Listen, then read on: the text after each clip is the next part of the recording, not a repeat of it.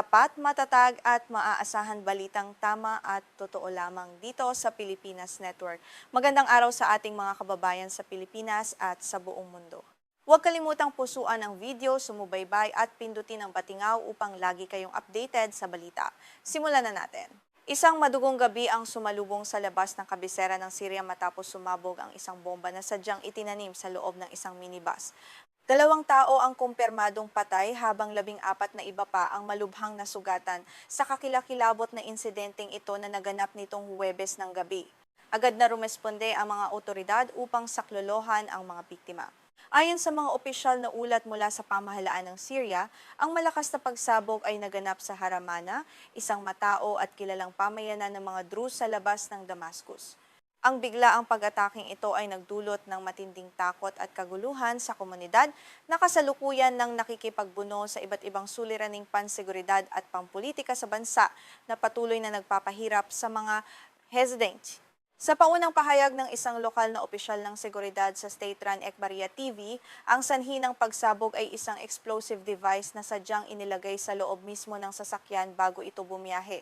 Bagamat wala pang partikular na grupo ang umaako sa responsibilidad sa likod ng krimeng ito, malinaw na ang layunin ng pag-atake ay maghasik ng takot at pumatay ng mga inosenteng sibilyan. Ipinakita sa mga video at larawang mabilis na kumalat mula sa pinangyarihan ang matinding pinsalang idinulot ng pagsabog.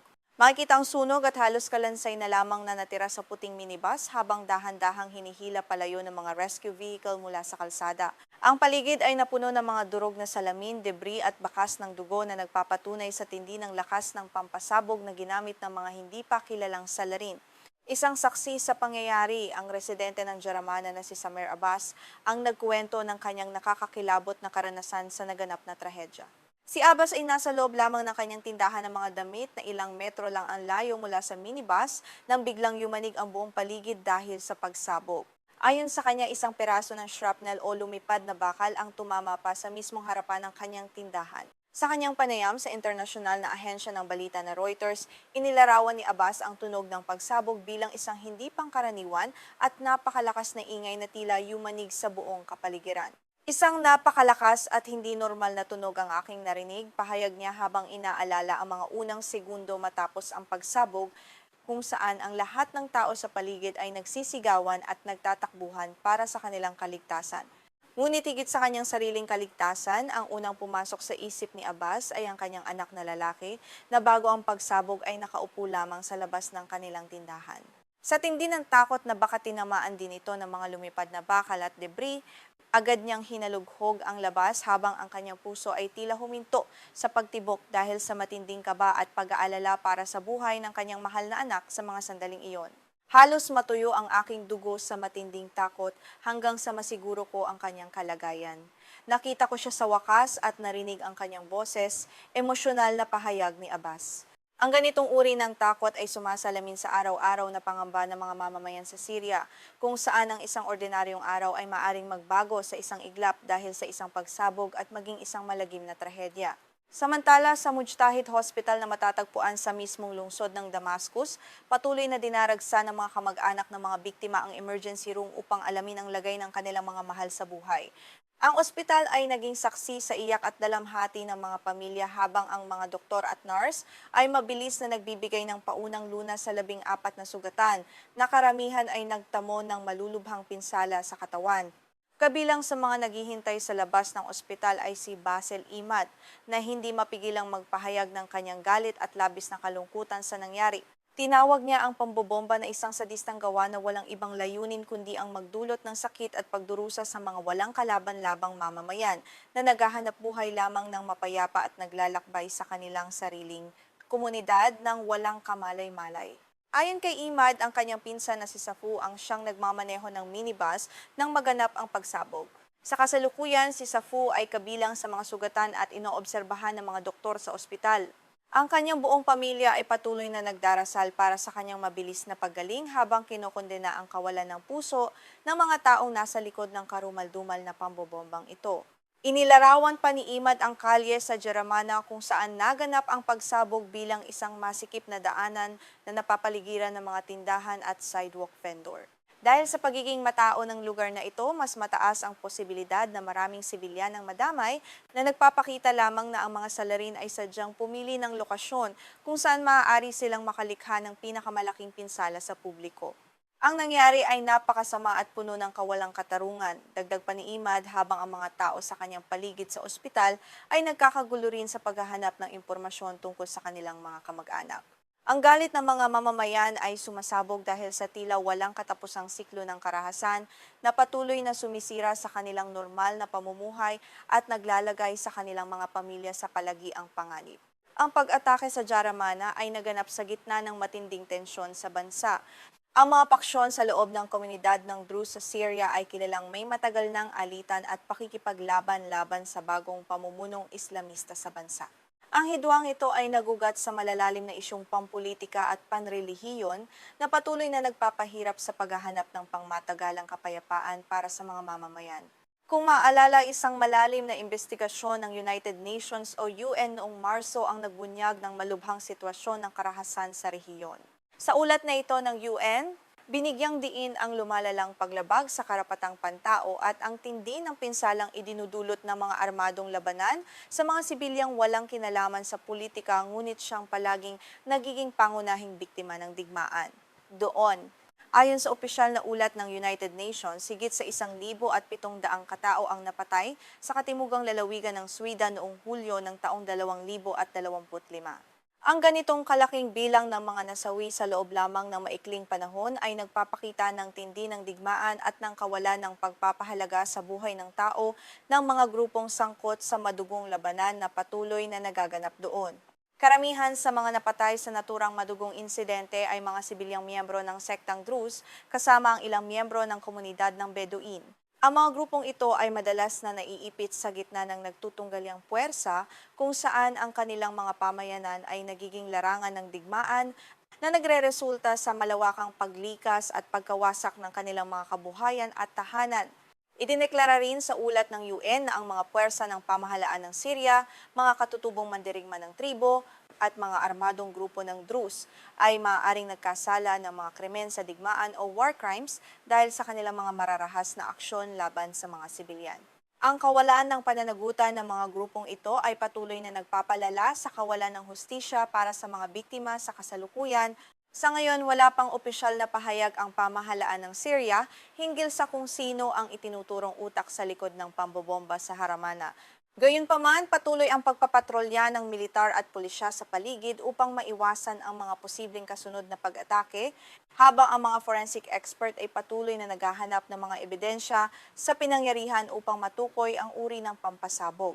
Ang panibagong pag-ataking ito ay isang malungkot na paalala na ang Syria ay nananatiling isang mapanganib na lugar para sa mga mamamayan nito kung saan ang kapayapaan ay tila isang pangarap na mahirap pa ring makamit. Patuloy naming babantayan ang mga susunod na ulat hinggil sa insidenteng ito.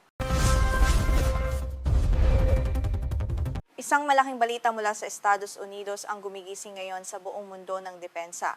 Opisyal nang binigyan ng US Air Force ang kumpanyang Boeing ng kontrata na nagkakahalaga ng $75 milyong. Ang pondong ito ay gagamitin para simulan ang produksyon ng isang makabagong sandata na tinatawag na JDAMLR, isang uri ng hybrid bomb missile na may kakayahang lumipad ng napakalayo. Ang bagong teknolohiyang ito ay hindi lamang isang simpleng bomba na may pakpak. Ito ay itinuturing na isang murang bersyon ng cruise missile na may kakayahang umabot sa distansyang 555 kilometro. Sa pamamagitan ng paglalagay ng turbojet engine sa isang tradisyonal na glide bomb na gawa ng Boeing na baguhin ang takbo ng modernong digmaan na nagbibigay sa militar ng mas malakas at mas murang opsyon para sa malayo ang pag-atake. Ayon sa mga ulat, ang kontratang ito ay ibinigay sa ilalim ng tinatawag na Undefinitized Contract Action o UCA. Ang ganitong uri ng kasunduan ay pinapahintulutan ang kontraktor na magsimula agad ng trabaho kahit hindi pa ganap na napagkakasunduan ang lahat ng mga detalye at pondo. Karaniwan itong ginagamit sa mga sitwasyong may matinding pangangailangan o emergency kung saan ang oras ay napakahalaga para sa pambansang seguridad. Sa isang opisyal na pahayag mula sa Boeing, binigyang diin nila na ang pagpapalawak ng produksyon ng GBU-75, ang opisyal na pangalan ng bombang ito, ay magbibigay ng isang pangmatagalan at abot-kayang solusyon. Idinisenyo ito upang puksain ang mga banta mula sa malalayong distansya na nagmumula sa mga kalaban sa lupa at sa dagat. Layunin nitong protektahan ang mga sundalong Amerikano at ang kanilang mga kaalyado sa labanan. Tingnan natin ang mas malalim ang teknolohiya sa likod ng sandatang ito. Ang buong sistema ng JDAMLR ay binubuo ng dalawang pangunahing bahagi. Ang pinakapuso ng bomba ay ang Payload Delivery Unit o PDU na may opisyal na kodigo na BSU-111B. Ang unit na ito ang nagdadala ng lahat ng mahalagang kagamitan upang gabayan ang bomba patungo sa kanyang target ng may mataas na katumpakan habang lumilipad sa malayo. Ang Payload Delivery Unit ay naglalaman ng sopistikadong sistema ng paggabay, mga pakpak na maaaring itupi at isang maliit na turbojet engine na TDI-J85. Ang makinang ito ang nagbibigay ng lakas upang mapanatili ang bilis at altitude ng bomba pagkatapos itong pakawalan mula sa eroplano na nagpapahintulot dito na maglakbay ng mas malayo kumpara sa mga nakaraang bersyon na umaasa lamang sa hangin para sa gliding. Ang kamanghamanghang bahagi rito ay ang PDU ay ikinakabit lamang sa isang ordinaryong bomba na tumitimbang ng 227 kilo o 500 libra. Sa pamamagitan ng simpleng modipikasyong ito, ang isang lumang uri ng bomba na walang gabay ay nagiging isang ganap na matalinong armas na may sariling motor. Ito ay isang matalinong paraan upang magamit muli ang mga lumang supply ng armas sa mas modernong paraan sa digmaan ngayon. Ang pinakamalaking bentahe ng JDAMLR kumpara sa mga naunang modelo ay ang kamanghamanghang range o lawak ng nararating nito. Dahil sa tulong ng karagdagang turbojet engine, kaya nitong tumama ng target na higit sa 550 kilometro ang layo. Ang kakayahang ito ay nagbigay sa mga piloto ng pagkakataon na magpakawala ng bomba nang hindi na kailangang pumasok sa mapanganib na airspace na binabantayan ng mga kalaban. Sa katunayan, noong nakaraang Abril, isinagawa ang isang aktwal na pagsubok kung saan ang JDAMLR ay matagumpay na nakalipad ng may kabuuang distansya na 370 kilometro pagkatapos itong ihulog mula sa isang FA-18EF Super Hornet na fighter jet ng US Navy. Ang tagumpay na ito ay nagpatunay na ang konsepto ng pagsasama ng bomba at makina ay hindi lamang gumagana sa teorya, kundi maging sa aktwal na operasyon sa dagat. Upang maunawaan natin ang laki ng pagbabagong ito, tingnan natin ang kasaysayan ng JDAM. Ang orihinal na bersyon ng JDAM ay may kakayahan lamang lumipad ng hanggang 24 kilometro, kahit ang pinahusay na bersyon na tinatawag na JDAM-ER na may mga karagdagang pakpak ay nagagawa lamang umabot sa 70 kilometro. Ang bagong JDAMLR ay nagpapakita ng isang napakalaking hakbang pasulong sa modernong teknolohiya ng militar. Ayon sa pahayag ng US Navy, ang paglalagay ng maliit na turbojet engine ay tuluyang nagbago sa katangian ng JDAM. Mula sa pagiging isang simpleng glide bomb, ito ngayon ay naging isang ganap na cruise missile ngunit sa mas mababang halaga. Ang katumpakan nito ay nananatiling napakataas na nangangahulugang maaari nitong pinsalain ang mga tiyak na target ng kalaban nang hindi nagdudulot ng pinsala sa ibang mga lugar. Bagamat hindi pa inilalabas ang eksaktong presyo ng bawat unit ng JDAMLR, maaari nating tantyahin ito batay sa mga kasalukuyang bahagi. Ang isang standard JDAM guidance kit ay nagkakahalaga lamang ng 20,000 hanggang 30,000 dolyar, habang ang mismong bomba ay nagkakahalaga ng ilang libong dolyar lamang. Ang mababang halagang ito ang dahilan kung bakit napakakaakit-akit ng makabagong proyektong ito para sa militar. Ang tanging malaking hindi pa natutukoy ay ang presyo ng bagong TDI-J85 engine. Para sa paghahambing, ang mas malaking modelo ng makina na Williams F107 ay nagkakahalaga ng halos 190,000 dolyar.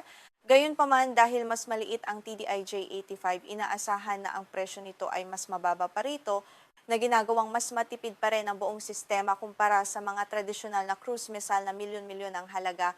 Ayon kay Joseph Trevithick, isang kilalang editor mula sa military website na Warzone, ang JDAMLR ay nagbibigay sa US Navy ng isang napakagandang alternatibo. Ito ay nag-aalok ng mas mababang gastos at mas kaunting panganib upang mapalakas ang kakayahan ng kanilang mga carrier-based aircraft na magsagawa ng mga pag-atake mula sa malalayong distansya. Ito ay isang malaking tulong sa pagpapanatili ng kapangyarihan. Ang bagong kakayahang ito ay nagbibigay ng malaking bentahe para sa mga aircraft carrier ng Estados Unidos. Sa pamamagitan ng JDAMLR, ang mga eroplano tulad ng F-35 at Super Hornet ay hindi na kailangang lumapit sa mga modernong depensa ng kalaban na may kakayahang magpabagsak ng mga jet. Maaari na silang umatake mula sa ligtas na distansya na nagpapababa ng panganib sa buhay ng mga piloto sa bawat misyon. Sa usaping geopolitika, ang pag-unlad na ito ay may malaking kahalagahan lalo na sa mga lugar na may matinding tensyon tulad ng Indo-Pacific at South China Sea. Sa mga rehiyong ito, ang mga bansa tulad ng China ay nagtayo ng mga sopistikadong anti-access at area denial o A2AD network. Ang pagkakaroon ng murang malayuang armas tulad ng JDAMLR ay nagbibigay sa US at sa mga kaalyado nito ng kakayahang basagin ito. Kung ikukumpara sa mga tradisyonal na cruise missile tulad ng Tomahawk o JASSM na nagkakahalaga ng higit sa $1 milyong bawat isa, ang JDAMLR ay nag-aalok ng kakayahang magsagawa ng maramihang pag-atake nang hindi nauubos ang pondo ng bansa. Sa isang potensyal na malawakang labanan, ang kakayahang gumawa at gumamit ng libu-libong murang precision-guided munitions ay napakahalaga para sa tagumpay. Inaasahan na ang produksyon ng bagong hybrid bomb na ito ay magpapatuloy sa mga susunod na buwan sa ilalim ng pamamahala ng Boeing at ng US Air Force. Ang mabilis na pag-unlad na ito ay nagpapakita rin ng kakayahang umangkop ng industriya ng depensa ng Amerika sa mga bagong hamon. Ang mga susunod na hakbang ay kinabibilangan ng malawakang integrasyon nito sa iba't ibang uri ng eroplanong pandigma ng US at kaalyado nito. Para sa mga bansang kaalyado ng Estados Unidos sa Asya, tulad ng Pilipinas, ang pag-unlad na ito ay nagpapadala ng isang malakas na signal ng pagpigil o deterrence laban sa anumang agresibong kilos sa rehiyon. Ang mas malakas at mas murang kakayahan ng US na ipagtanggol ang interes nito ay nag-aambag sa pagpapanatili ng katatagan at kapayapaan sa gitna ng lumalaking mga hamon sa seguridad sa karagatan. Sa kabuuan, ang JDAMLR ay hindi lamang isang simpleng pag-upgrade sa lumang teknolohiya, kundi isang revolusyonaryong hakbang na nagpapakita kung paano maaaring pagsamahin ang pagiging matipid at ang mataas na kakayahan sa labanan. Patuloy nating babantayan ang mga susunod na pagsubok at pag-deploy nito sa buong mundo.